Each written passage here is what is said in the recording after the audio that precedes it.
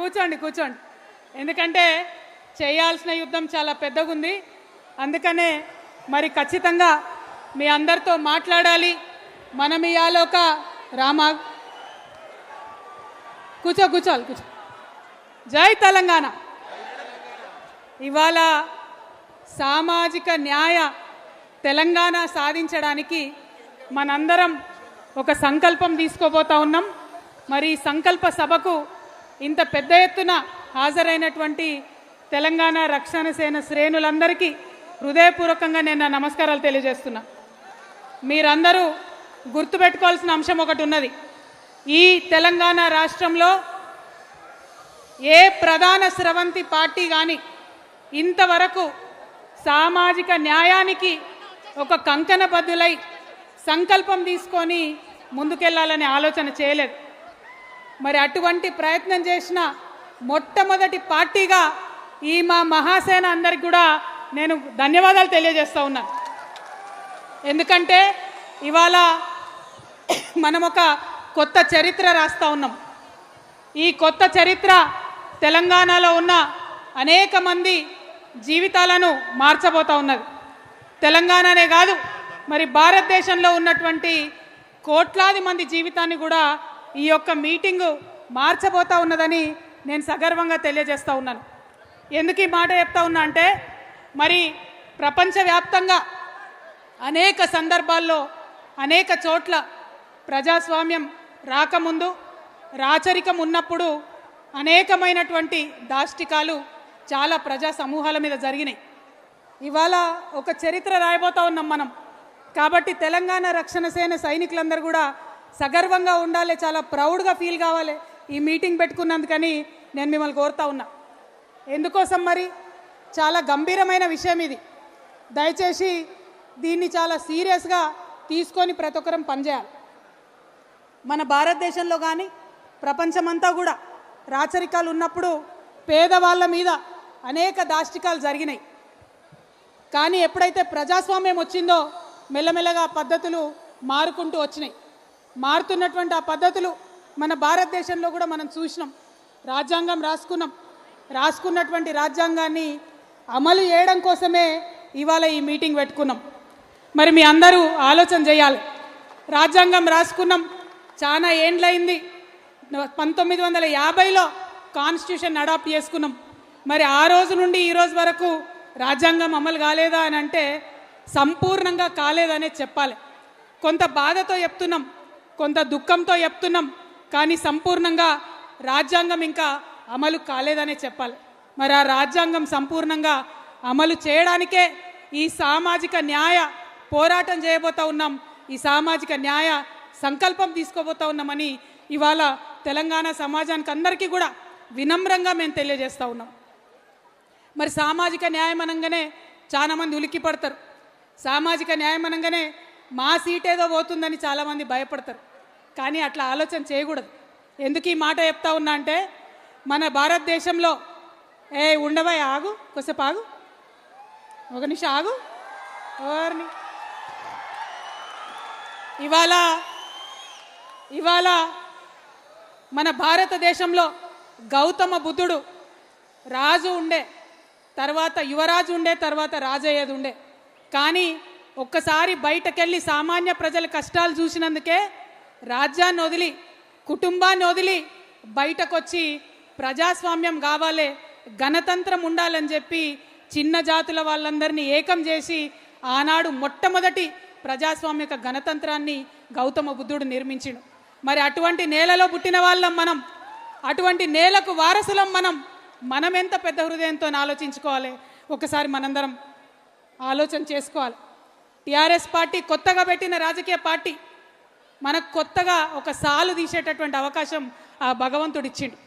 తెలంగాణలో ఇన్ని రోజులు ఏదైతే జరగలేదో అది చేసేటటువంటి అవకాశం ఆ భగవంతుడు మనకిచ్చిండు. ఆనాడు గౌతమ బుద్ధుడిని ఆదర్శంగా తీసుకొని ఆ తర్వాత సాహు మహారాజ్ మొట్టమొదటిసారి భారతదేశంలో అణగారిన వర్గాలకు రాచరికపు వ్యవస్థలో కూడా రిజర్వేషన్లు ఇచ్చినటువంటి గొప్ప మనిషి. ఆయన వారసులం మనం. మరి మనం ఎంత గొప్పగా ఆలోచించాలి, మనం ఎంత గొప్పగా మన సమాజాన్ని తీర్చిదిద్దుకోవాలి. ఆ సాహు మహారాజ్ నుంచి మరి పూలే గారు, ఆ తర్వాత అంబేద్కర్ గారు, ఆ తర్వాత ఒకరెనుక ఒకరు ఒక దీపం ఇంకొక దీపాన్ని వెలిగించినట్టు ఆనాడు బుద్ధుడు వెలిగించిన జ్యోతి ఒకరి నుంచి ఒకరికి వెలుగుతూ వచ్చి ఇవాళ సమాజంలో ఈ ప్రజాస్వామ్యాన్ని సాధించుకునేటటువంటి పరిస్థితి మనకు వచ్చింది. మరి ఇటువంటి సందర్భంలో తెలంగాణ రాష్ట్రంలో ఒక రాజకీయ శక్తిగా వచ్చిన మనం ఆలోచన చేసుకోవాలి. భారతదేశ చరిత్ర అది, మరి తెలంగాణ చరిత్ర ఏంది? ఏం జరిగింది తెలంగాణలో? తెలంగాణ వీరులు పౌరుషవంతమైనటువంటి మనుషులం కాబట్టి ఆనాడు జమీందారీ వ్యవస్థ వస్తే, ఆర్థిక అణచివేత వస్తే దున్నేవాడిదే భూమి అనే నినాదంతో భూస్వాములందరినీ కూడా గడీల నుంచి తరిమి కొట్టినాం. జరిగిందేంది? దాని పర్యవసానంగా ఆర్థికంగా ఉన్నటువంటి అసమానతలు తొలగించే ఒక అడుగు పడ్డది. కానీ సామాజికంగా, సాంఘికంగా రావాల్సిన విప్లవాలు, కులాలపై జరగాల్సినటువంటి పోరాటాలు, కుల వివక్ష మీద జరగాల్సిన పోరాటాలు జరగాల్సిన స్థాయిలో జరగలేదు. ఆ విషయం మనందరం ఒప్పుకోవాలి. అందుకే ఇవాళ తెలంగాణలో ఇంకా కూడా కుల వివక్ష కొనసాగుతుంది, ఇంకా కూడా సామాజిక అన్యాయం జరుగుతుంది. సామాజిక అన్యాయం తెలంగాణలో జరుగుతుంది కాబట్టే ఇవాళ సామాజిక న్యాయం తెలంగాణలో రావాలని దానికి సంకల్పం తీసుకోవడానికే ఇవాళ ఇంత పెద్ద సంఖ్యలో మనందరం కూడా ఇక్కడికి రావడం జరిగింది. మరి నేను ఒక అగ్రవర్ణాల్లో పుట్టిన బిడ్డని. ఈ మీటింగ్ కాగానే చాలామంది పల్లికి ఇచ్చుకుంటూ అడుగుతారు, ఈమెకేం సంబంధం సామాజిక న్యాయంతోనని. వారికి చెప్తున్నా, చెవులు తెలుసుకొని వినాలి. నేను ఒక అగ్రవర్ణాల్లో పుట్టిన బిడ్డని, గర్వంగా చెప్తా ఉన్నా. ఎందుకంటే నా పుట్టుక నా చేతిలో లేదు. ఎవరి పుట్టుక మీద వాళ్ళ గర్వం ఉండాల్సిందే. కానీ కానీ కానీ ఎట్లా జీవించాలో, ఎట్లా పనిచేయాలో, ఎవరి కోసం పనిచేయాలో, ఏ విధానంతో పనిచేయాలో అది నా చేతిలో ఉంది. అది నా చేతిలోనే ఉంది.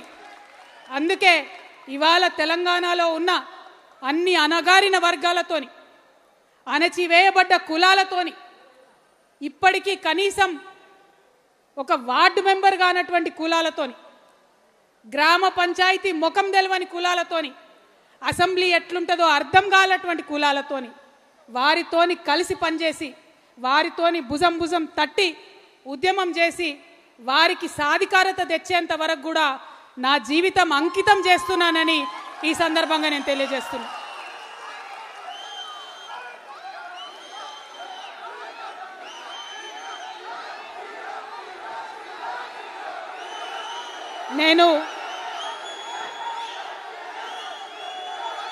నేను ఏ మాట కూడా ఉట్టిగా చెప్పను. నా ఆత్మ ఒప్పుకొంది, నా మనసు ఒప్పుకొంది, నేను ఏ పని కూడా చేయను. దానివల్ల ఎంత పెద్ద లాభం వచ్చినా నేను ఆ పని చేయను. అట్లా చేసేది ఉంటే నేను ఎక్కడుండేదాన్నో మీకు తెలుసు. కానీ అవన్నీ వదులుకొని ఇవాళ ఒంటరిగా నేను బయలుదేరిన మీ అందరి సహకారంతో ఖచ్చితంగా ఈ తెలంగాణలో మంచి మార్పు తీసుకొని రాగలుగుతామనే కాన్ఫిడెన్స్తో ఇవాళ నేను మీ ముందుకు వచ్చి ఇవాళ ఒక్క మాట మనం ఆలోచన చేసుకోవాలి.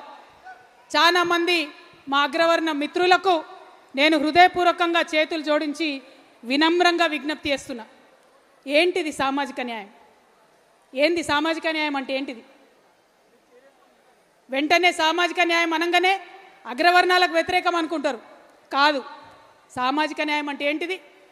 ఒక దగ్గర ఒక 100 రొట్టెలుంటే, ఆకలితో ఉన్నటువంటి 100 మనుషులుంటే, 100 రొట్టెలుండి ఆకలితోనున్న 100 మనుషులుంటే మానవత్వం ఏంటిది? మనిషి ఒక రొట్టె ఇయ్యాలి, అందరు ఆకలి తీర్చాలి. ధర్మం ఏంటిది? మనిషి ఒక రొట్టె ఇయ్యాలి, అందరు ఆకలి తీర్చాలి. న్యాయం ఏంటిది? మనిషి ఒక రొట్టె ఇయ్యాలి, అందరు ఆకలి తీర్చాలి. చట్టం ఏం చెప్తుంది? వనరులు సమానంగా పంచుకోవాలి, మనిషి ఒక రొట్టె ఇయ్యాలి, అందరు ఆకలి తీర్చాలి. కానీ ఏం జరుగుతోంది వాళ్ళ భారతదేశంలో? 100 రొట్టెలున్నాయి, ఆకలితో నుండే 100 మనుషులు ఉన్నారు. కానీ బలవంతులైనటువంటి 10 మంది మనుషులు 90 రొట్టెలు తింటున్నారు. ఇవాళ బలహీనమైనటువంటి 90 మంది మనుషులు 10 రొట్టెలు పంచుకొని తినే దుస్థితిలో ఉన్నారు ఈరోజు. ఇది న్యాయమా? ఇది ధర్మమా? ఒక్కసారి అగ్రవర్ణాల్లో ఉండేటటువంటి మా మిత్రులందరూ కూడా ఆలోచన చేయాలని వినమ్రంగా చేతులు జోడించి నేను కోరుతా ఉన్నాను. ఎందుకంటే చాలా సందర్భాల్లో న్యాయము, చట్టము, ధర్మము కలగలిసే అంశాలు రావు. కొన్ని సందర్భాల్లోనే చరిత్రలో అటువంటి అంశాలు వస్తాయి. సామాజిక న్యాయం అనేది అటువంటి అంశం. భారత రాజ్యాంగం చెప్తుంది సామాజిక న్యాయం కావాలని, న్యాయం చెప్తుంది సామాజిక న్యాయం కావాలని. ఇప్పటిదాకా మనం మాట్లాడుకున్న ధర్మం చెప్తుంది సామాజిక న్యాయం కావాలని. అందుకే మా అగ్రవర్ణాల్లో ఉండే మిత్రులకు నేను చెప్తా ఉన్నాను, ఆలోచన చేయండి. ఎందుకంటే ఈ భారతదేశంలో ఎప్పుడు పరివర్తన వచ్చినా ప్రజాస్వామ్యవాదులైనటువంటి అగ్రవర్ణ మిత్రులు కలిసి వచ్చి ముందు ఉండి ఆ పరివర్తన తీసుకొచ్చినారు. మనం గౌతమ బుద్ధుడి కన్నా గొప్ప వాళ్ళం కాదు కదా. ఆ గౌతమ బుద్ధుడు ఒక క్షత్రియ పుత్రుడే అయినా రాజ్యం విడిచి వచ్చి ప్రజాస్వామ్యం కోసం కొట్లాడిండు. ఆయన స్ఫూర్తిగా ఇవాళ అగ్రవర్ణాలు కలిసి వచ్చి తెలంగాణలో సామాజిక న్యాయం కోసం కొట్లాడాలి. ఆయన తర్వాత వచ్చిన సాహు మహారాజ్ మరాఠా శూద్ర అగ్రవర్ణ కులానికి సంబంధించిన వాడే, కానీ రిజర్వేషన్లు ఇచ్చిండు. రాజు అయ్యుండి రిజర్వేషన్లు ఇచ్చిండు. ఆ స్ఫూర్తితో ఇవాళ అగ్రవర్ణ మిత్రులందరూ కూడా తెలంగాణలో సామాజిక న్యాయం కావాలని ముందు వరుసలో ఉండి కొట్లాడాలి. ఆ తర్వాత మండల్ కమిషన్ రిపోర్ట్ వస్తే కాంగ్రెస్ పార్టీ 20 ఏండ్లు బీర్వాలేసి భద్రంగా తాళమేస్తే మరొక క్షత్రియ పుత్రుడు విశ్వనాథ్ ప్రతాప్ సింగ్ వచ్చి విప్లవాత్మకంగా ఆ మండల్ కమిషన్ రిపోర్ట్ని అమలు చేసిండు. వారిని స్ఫూర్తిగా తీసుకొని ఇవాళ అగ్రవర్ణ మిత్రులందరూ తెలంగాణలో సామాజిక న్యాయం కోసం కదలి రావాలి, టీఆర్ఎస్తోని కలిసి రావాలి. అదేవిధంగా పక్కనే ఉన్న తమిళనాడులో తన రాజకీయ చతురతను ప్రదర్శించి బీసీలకుండే రిజర్వేషన్ని శాశ్వతంగా వారిని కాపాడడం కోసం 9th షెడ్యూల్లో పెట్టించినటువంటి విప్లవ వనిత జయలలిత, ఆమె అగ్రవర్ణ బ్రాహ్మణ స్త్రీ, ఆమెను ఆదర్శంగా తీసుకొని ఇవాళ అగ్రవర్ణ మహిళలందరూ కూడా కదలి రావాలే, ఈ ఉద్యమంలో కలిసి రావాలే, తెలంగాణలో సామాజిక న్యాయం సాధించి తీరాలి. మనందరికీ తెలుసు, ఒకప్పుడు అజ్మల్ కసబ్ అనేటోడు యుద్ధం చేసి మన మీద పార్లమెంట్ మీద దాడి చేసినప్పుడు దేశంలో అందరూ మాట్లాడారు ఉరిదీయాలే ఉరిదీయాలే అని. కానీ రాజ్యాంగం ఒప్పుకోలే, న్యాయం ఒప్పుకోలే, సరైన దారిలో పోవాలని చెప్పింది. చాలా చిన్న చిన్న సంఘటనలు చూస్తుంటాం మనం. చిన్న చిన్న పిల్లల్ని, 2 సంవత్సరాల పిల్లల్ని అత్యాచారాలు చేసిన వాళ్ళని, ముఖ్యంగా మా ఆడబిడ్డలైతే ఈ దుర్మార్గుని కాల్చి చంపాలి అని అంటారు. కానీ చట్టం ఒప్పుకోదు. ధర్మం ఒక్కొక్కసారి ఒప్పుకోవచ్చు, కానీ చట్టం ఒప్పుకోదు. కానీ నేను ఇవాళ రిక్వెస్ట్ చేసి చెప్తా ఉన్నా, ఈ సామాజిక న్యాయ పోరాటం ఇది ధర్మ పోరాటం. ఇక్కడ న్యాయము, చట్టము, ధర్మము అన్నీ కూడా అణగారిన వర్గాల వైపు ఉన్నాయి. ఈ ధర్మ పోరాటంలో కలిసి రావాలని మా మిత్రులందరినీ కూడా కోరుతా ఉన్నా.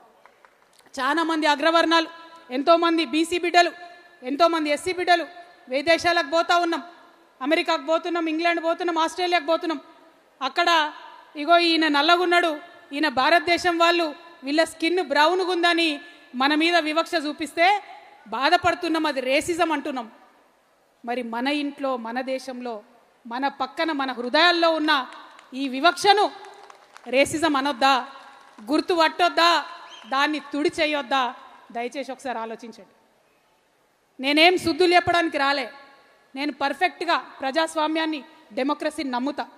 డెమోక్రటికల్ సెటప్లో ముందుకు పోవాలంటే, దేశం అభివృద్ధి చెందాలంటే, ఆనాడు స్వతంత్రం వచ్చిన నాడు ఎట్లయితే ఎస్సీ ఎస్టీలకు రిజర్వేషన్ ఇచ్చిర్రో ఆనాడే బీసీలకు రిజర్వేషన్ ఇచ్చి ఉంటే ఈ పాటికి భారతదేశం అమెరికాతోని పోటీ పడేదని బలంగా నమ్మే వ్యక్తిగా నేను మాట్లాడుతూ ఉన్నా. అందుకోసమే ఇప్పటికన్నా సామాజిక న్యాయం కోసం కొట్లాడదామని అంటున్నా. ఎస్సీ మిత్రుల విషయం చేసుకోండి, ఒక్కసారి ఆలోచన చేయండి. నేను హృదయంతో ఆలోచన చేయాలని కోరుతా ఉన్నా.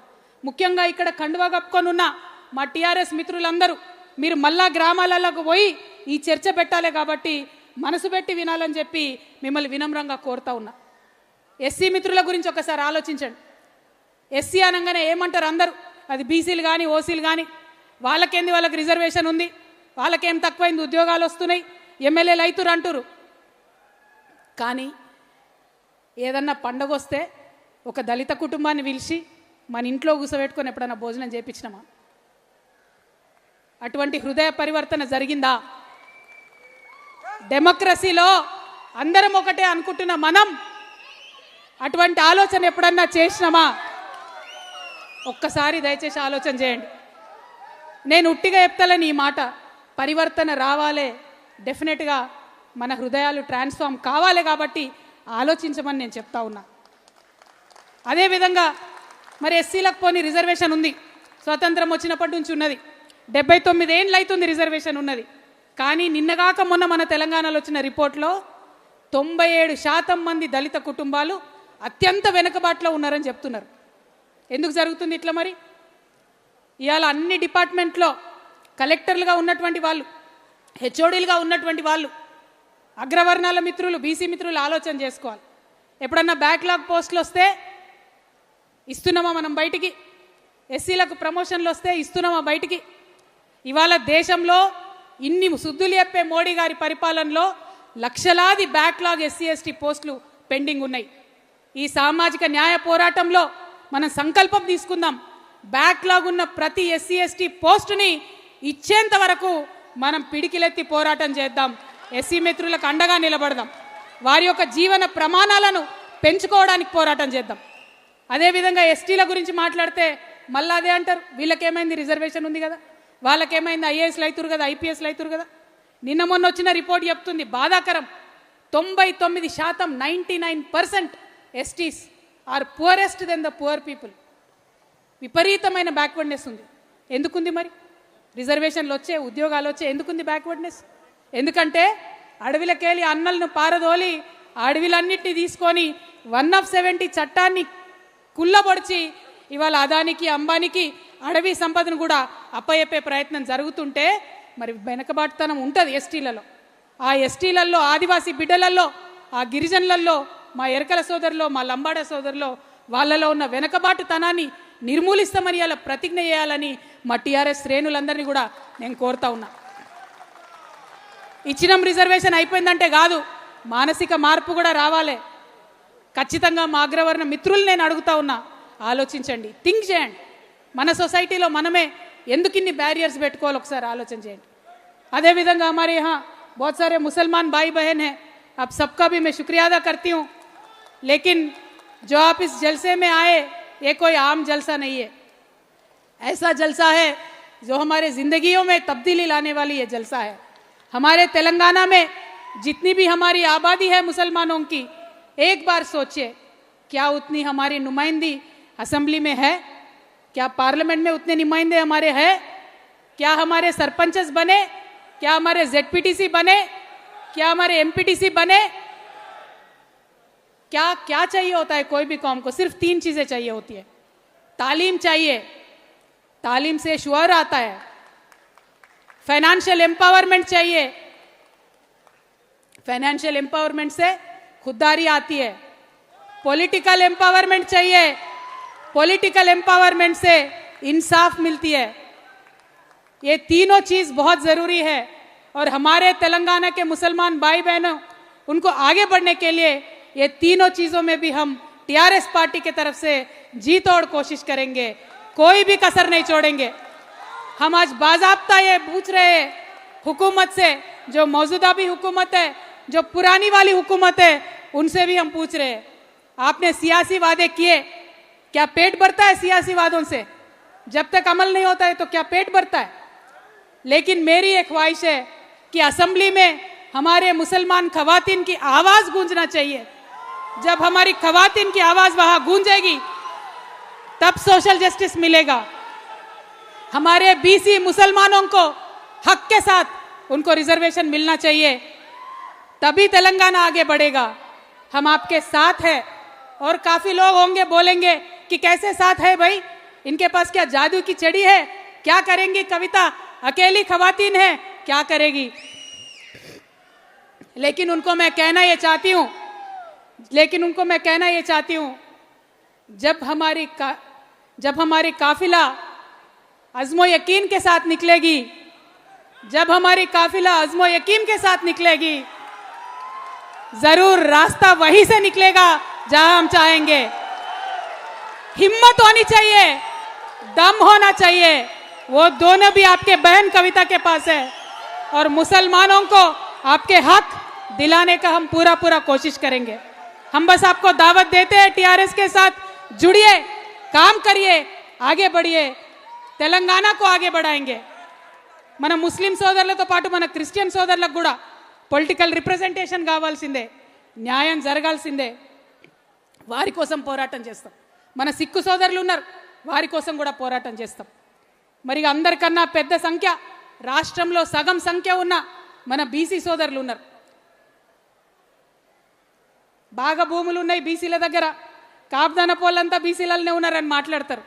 కానీ నిన్నగాక మొన్న వచ్చిన రిపోర్ట్లో 171 మంది బీసీలు ఎస్సీల కన్నా దారుణమైనటువంటి పరిస్థితిలో జీవిస్తున్నారని చెప్పడం జరిగింది। మరి ఆ పేద బీసీల సంగతి ఏంది? డబ్బులున్నోళ్ళు ఎక్కడన్నా బాగానే ఉంటారు, డబ్బులున్న అగ్రవర్ణాలు బాగానే ఉంటారు, డబ్బులున్న బీసీలు బాగానే ఉంటారు, డబ్బులున్న ఎస్సీలు బాగానే ఉంటారు, డబ్బులున్న ఎస్టీలు బాగానే ఉంటారు। కానీ పేద బీసీల సంగతి ఏంది? వాళ్ళకి న్యాయం జరగొద్దా? వాళ్ళ కోసం పోరాటం చేయొద్దా అని నేను అడుగుతా ఉన్నా। ఇలా కాంగ్రెస్ పార్టీ 42% అని చెప్పింది బీసీలకు, ఏ లెక్కన చెప్పినామంటే జవాబు లేదు।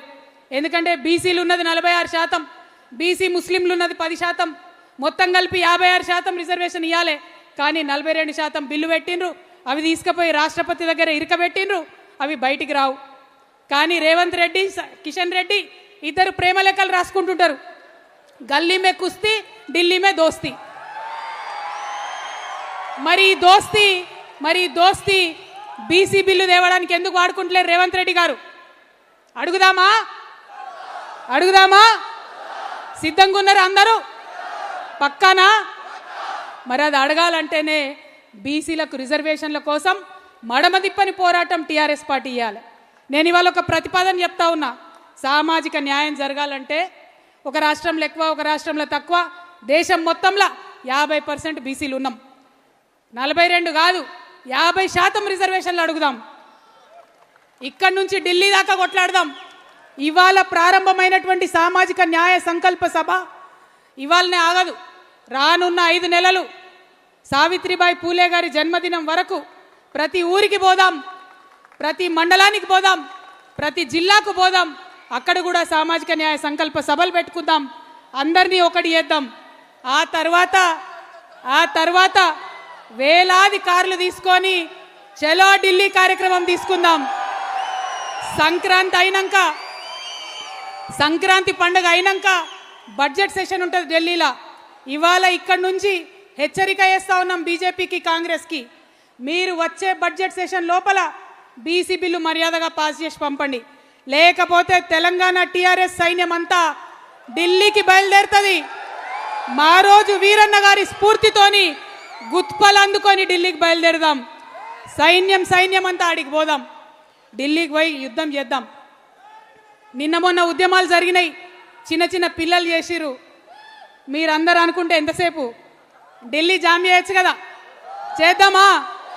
పక్కానా? సంక్రాంతి అయినాక సిద్ధంగా ఉంటారా? అంత లోపల గ్రామానికి వెళ్ళండి, మన సైనికుల్ని సిద్ధం చేసుకోండి, వేలాదిగా ఢిల్లీకి పోవడానికి రెడీగాండి। మళ్ళా వచ్చే సంవత్సరం మళ్ళా ఆగస్టు 6 రోజు జయశంకర్ సార్ పుట్టినరోజు నాడు మళ్ళీ కలుద్దాం, ఆనాడు మళ్ళీ సమీక్షించుకుందాం। మనము సామాజిక న్యాయ పోరాటం ఏదైతే తీసుకున్నామో ఆ సంకల్పంలో ఎన్ని అడుగులు ముందట పడ్డాయి ఆలోచన చేసుకుందాం, ఇంకా చేయాల్సిందేముంది సమీక్ష చేసుకుందాం। దేశవ్యాప్తంగా సామాజిక న్యాయం కోసం ఉద్యమాలు చేసేటటువంటి అన్ని పార్టీలతోని కలిసి పనిచేద్దాం, అన్ని వ్యక్తుల్ని, అందరి శక్తుల్ని కలుపుకుందాం, ఊరూరా ఉద్యమ జెండా ఎగరేద్దాం, సామాజిక న్యాయ తెలంగాణను సాధించి తీరుదాం। సామాజిక న్యాయ తెలంగాణ సాధిస్తేనే తెచ్చుకున్న తెలంగాణకు అర్థం ఉంటుంది। ప్రొఫెసర్ జయశంకర్ గారు నాకు పదే చెప్పేవాళ్ళు, తెలంగాణ రావాలి, తెలంగాణలో సామాజిక న్యాయం జరగాలి। కానీ ఆనాడున్న పరిస్థితుల్లో అనేక మంది ఆంధ్ర నాయకులతో కొట్లాడాల్సిన సందర్భంలో రెండు కలిసి ఒకటేసారి ఉద్యమాలు చేసే పరిస్థితి లేకుండే, జమిలీ ఉద్యమాలు చేసే పరిస్థితి లేకుండే। అందుకే జయశంకర్ సార్ ఒకటే మాట చెప్పారు, కవిత తెలంగాణ రావాలి, వచ్చిన తర్వాత సామాజిక న్యాయం కోసం కొట్లాడాలి। ఎట్లా అయితే తెలంగాణ రాకముందు ఇప్పుడు బతుకమ్మ ఎత్తుకొని తిరుగుతున్నావో, తెలంగాణ వచ్చినాక సామాజిక న్యాయం అనే బోనం అంతే పవిత్రంగా ఎత్తుకొని ఊరూరా తిరగాలని ప్రొఫెసర్ జయశంకర్ గారు అనేక పర్యాయాలు నాకు చెప్పిండ్రు. ఆయన చెప్తే ఆదేశంలాగా ఉండదు, ఆయన చెప్తే అమ్మ గోరుముద్దలు తినిపించినట్టు చెప్తాడు. అట్లా చెప్పిండు కాబట్టే ఆ సార్ అంటే నాకు అంత ప్రేమ. అందుకే నేను ఇవాళ మీ అందరినీ రిక్వెస్ట్ చేస్తూ ఉన్నా, ఆ సార్ విగ్రహాన్ని ట్యాంక్ బండ్ మీద నిలబెట్టుకోవాలి. మనం మన సంస్థ జాగృతి నుండి ఇప్పటికే 4 జిల్లాలలో పెట్టినాం, ఇంకా అన్ని జిల్లాలలో కూడా జయశంకర్ సార్ విగ్రహం పెడతాం. ఊరూరా మీరు సామాజిక న్యాయ సంకల్పం చేసేటప్పుడు ఆయా సామాజిక వర్గాలు ఆయా ప్రజల్ని కలుపుకొని ఎక్కడికక్కడ సార్ని ఆ ఊర్లలో నిలబెట్టండి. ఎక్కడ జయశంకర్ సార్ వస్తే అక్కడ వెలుగు వస్తుంది, సామాజిక న్యాయం వస్తుంది, స్వాతంత్రం వస్తుంది, అభివృద్ధి వస్తుంది. కాబట్టి వారు నిలబెట్టుకోవాలి. మరి ఈ విషయాలన్నింటినీ కూడా సమగ్రంగా ఒక ప్రతిజ్ఞ రాసుకోవడం జరిగింది. ఇప్పుడు మీ అందరినీ నేను రిక్వెస్ట్ చేస్తున్నా, తమ తమ స్థానాల్లో నిలబడి మీరందరూ కూడా మరి చేతు ముందుకు జాపి ప్రతిజ్ఞ చేయాలి. మరి ఈ ప్రతిజ్ఞ కన్నా ముందు నేను కొన్ని తీర్మానాలు చదువుతా, ఆ తీర్మానాలన్నీ కూడా మీరు ఆమోదం తెలపాలని చెప్పి కోరుతా ఉన్నాను. బీసీలకు చట్టసభల్లో 50% రిజర్వేషన్లు కల్పించే వరకు తెలంగాణ రక్షణ సేన దేశవ్యాప్తంగా బీసీ శక్తులను కలుపుకొని ఉద్యమిస్తుంది. ఓకేనా? ఓకే అంటే చప్పట్లు కొట్టాలి. మహాత్మా జ్యోతిబా పూలే, సావిత్రిబాయి పూలే దంపతులకు ఇప్పటి వరకు భారతరత్న ఇవ్వలేదు, కాబట్టి భారతరత్న ఇవ్వాలని ఈ సభ తీర్మానం చేస్తుంది. ఇవ్వాలనా వద్దా? మరి చప్పట్లు కొట్టరేమే. అదేవిధంగా ప్రొఫెసర్ జయశంకర్ సార్ విగ్రహాన్ని ట్యాంక్ బండ్పై ఏర్పాటు చేయాలి, ఆయనకు పద్మభూషణ్ ఇవ్వాలని కోరుతూ తెలంగాణ ప్రభుత్వం కేంద్రానికి లేఖ రాయాలని డిమాండ్ చేస్తూ ఉన్నాం. రాజ్యాంగబద్ధంగా ఎస్సీలకు దక్కాల్సిన నిధుల్లో ₹1 కూడా పక్కదారి పట్టకుండా చర్యలు చేపట్టాలి. ప్రతి రూపాయి ఎస్సీల అభ్యున్నతి కోసమే ఖర్చు చేయాలని ఈ సభ తీర్మానం చేస్తూ ఉన్నది. కేంద్ర రాష్ట్ర ప్రభుత్వాల్లో ఖాళీగా ఉన్న ఎస్సీ ఎస్టీ బ్యాక్లాగ్ ఉద్యోగాలన్నీ భర్తీ చేసేందుకు ప్రత్యేక నోటిఫికేషన్ ఇవ్వాలని ఈ సభ తీర్మానం చేస్తుంది. ఏమైంది? అలసిపోయారా? ఆదివాసీలకు అడవులపై సంపూర్ణ హక్కులు కల్పించేలా మేం పనిచేస్తాము, మైదాన ప్రాంత గిరిజనులకు అభివృద్ధి ఫలాలు దక్కేలా మా పార్టీ తీర్మానం చేస్తుందని మీ అందరికి కూడా మాట ఇస్తూ ఉన్నాం. డీలిమిటేషన్తో సంబంధం లేకుండా చట్టసభల్లో మహిళలకు 33% రిజర్వేషన్లు కల్పిస్తూ పార్లమెంట్ ఉభయ సభల్లో బిల్లు పెట్టి ఆమోదం తెలపాలని ఈ సభ తీర్మానం చేస్తుంది.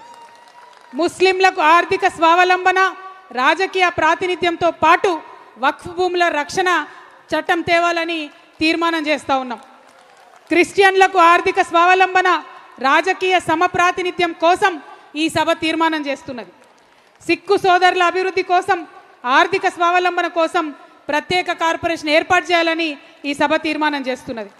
ట్రాన్స్జెండర్ల అభివృద్ధి కోసం, స్వావలంబన కోసం ప్రత్యేక కార్పొరేషన్ ఏర్పాటు చేయాలని ఈ సభ తీర్మానం చేస్తున్నది. చివరిగా వికలాంగుల కోఆప్షన్ మెంబర్లుగా అవకాశం కల్పించడంతో పాటు వారికి హామీ ఇచ్చినట్లు పెన్షన్లు పెంచాలని ఈ సభ తీర్మానం చేస్తూ ఉంది. మరి మంచి తీర్మానాలన్నిటితో పాటు మన తెలంగాణ రక్షణ సేన మొత్తం సైనికులందరూ కూడా చెయ్యి ముందుకు చాచి దయచేసి సామాజిక న్యాయ తెలంగాణ ప్రతిజ్ఞ చేయాలని కోరుతున్నా. అందరు మనోళ్ళనే ఉన్నారా? మంది ఉన్నారు ఇక్కడ. మరి చేయిలు ముందుకు చాపుతలేరేమే ఉన్నారా? తెలంగాణ రక్షణ సేన సభ్యులమైన మేము, మళ్ళొకసారి, తెలంగాణ రక్షణ సేన సభ్యులమైన మేము భారత రాజ్యాంగం ప్రసాదించిన స్వేచ్ఛ, సమానత్వం, సౌభ్రాతృత్వం, సామాజిక న్యాయం అనే మహోన్నత విలువలను శిరసావహిస్తూ ఈ ప్రతిజ్ఞ చేస్తున్నాం. శతాబ్దాలుగా వివక్ష, అణచివేత, అసమానతలకు గురైనటువంటి దళితులు, గిరిజనులు, ఆదివాసీలు, వెనుకబడిన వర్గాలు, మహిళలు, మైనారిటీలు మరియు ప్రతి అణగారిన పౌరుని సమగ్ర అభివృద్ధి, సాధికారిత కోసం కంకణబద్ధులమై శ్రమిస్తాము. ప్రతి ఒక్కరికి గౌరవప్రదమైన జీవనం, ఆర్థిక స్వావలంబన, రాజకీయ సమప్రాతినిధ్యం ధ్యేయంగా సామాజిక న్యాయ తెలంగాణ సాకారం చేయడం కోసం అంకితమై పనిచేస్తామని ప్రతిజ్ఞ చేస్తున్నాము. జై తెలంగాణ, జై తెలంగాణ. భౌగోళిక తెలంగాణ సాధించాం, భౌగోళిక తెలంగాణ సాధించాం, సామాజిక తెలంగాణ సాధిస్తాం. భౌగోళిక తెలంగాణ సాధించాం, సామాజిక తెలంగాణ సాధిస్తాం. జై తెలంగాణ. జోహార్ ప్రొఫెసర్ జయశంకర్ కు, జోహార్ తెలంగాణ అమరవీరులకు. జై తెలంగాణ, జై భీమ్, జై ఫూలే, జై తెలంగాణ, జై తెలంగాణ.